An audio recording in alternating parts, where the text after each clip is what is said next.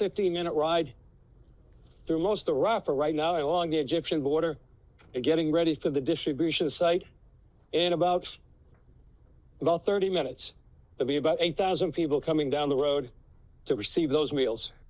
So what's been done overnight is providing all these boxes, thousands of boxes that the people are going to be coming. And the unique thing about this is the GHF, there's nobody buying food here. It's all free. One thing that makes GHF unique is they provide fresh produce. This is very valuable to the people of Gaza. These are potatoes. They also have onions. And this is the box they provide to the people. It provides 58 meals in 3 days. You have lentils, you have pasta, you have sugar and flour. And this is what they get, each family gets when they come here to the distribution site.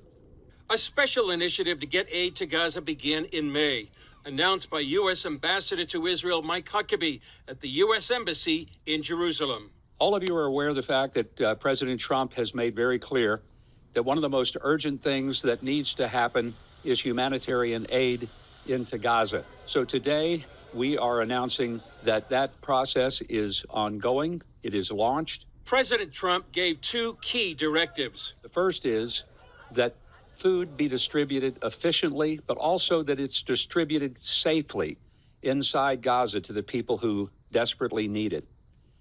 The other factor, and this is an important one, that all of this be done in a way so that Hamas is not able to get their hands on it. Previous actions have often been met with Hamas stealing the food that was intended for hungry people. Nobody is interested in helping Hamas. GHF Executive Chairman Reverend Johnny Moore told a recent gathering the organization reflects the American values of peace through strength. Strength in service of mercy, power in defense of the powerless, resolve in the face of chaos. And I've seen this firsthand every single day as the chairman of the Gaza Humanitarian Foundation. In my role as executive chairman, I've seen up close what happens when American principles meet the world's most intractable problems. And that's exactly what GHF is doing every single day on the ground in Gaza. Moore says the effort has come with a cost. We lost 12 local Gazan aid workers. Hamas brutally murdered them. They injured dozens more.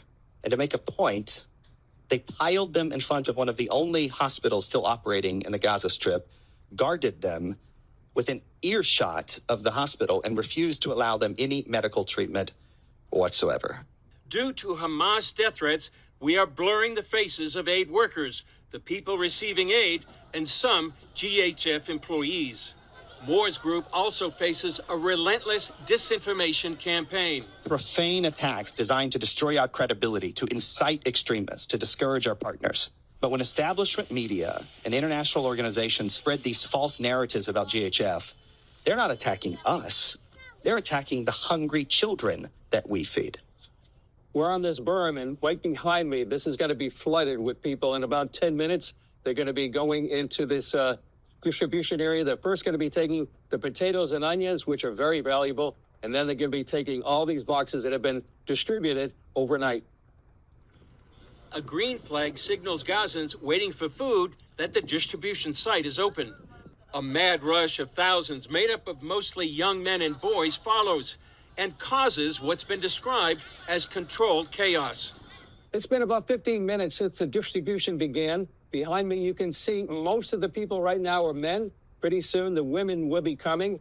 Since the Gaza Humanitarian Foundation began about 3 months ago, they've distributed about 130 million meals in some of the most challenging conditions of distributing humanitarian aid, and vilified by many, but not by the people getting the food.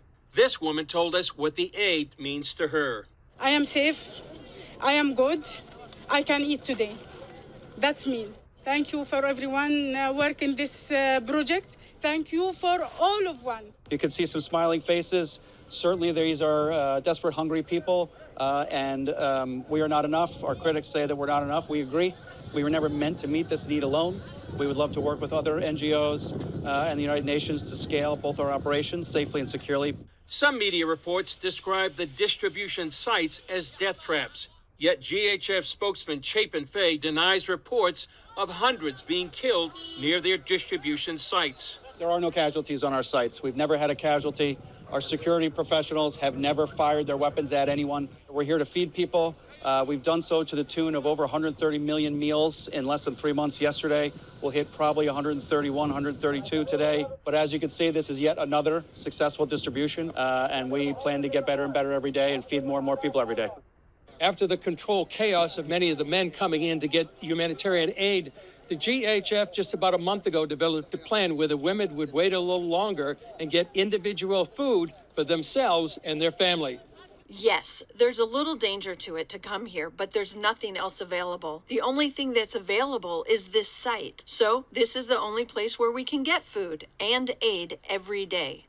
I mean, it's an emotional event every time I'm down at one of these. It's thrilling, scary, but from an impact standpoint, I don't know if there's any place on earth I'd rather be. And I wish I could start doing this a lot sooner.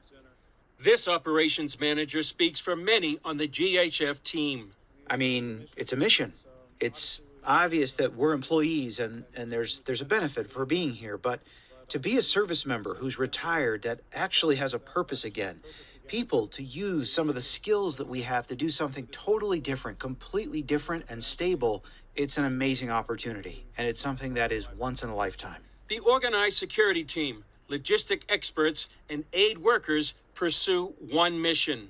We're just trying to get the aid out. I think that's what you see on the ground today, is a reflection of what we've built towards. There's been chaos, but within that chaos, it's become more and more organized. And even now, behind me, you see the women that are lining up. We're not telling them to do this.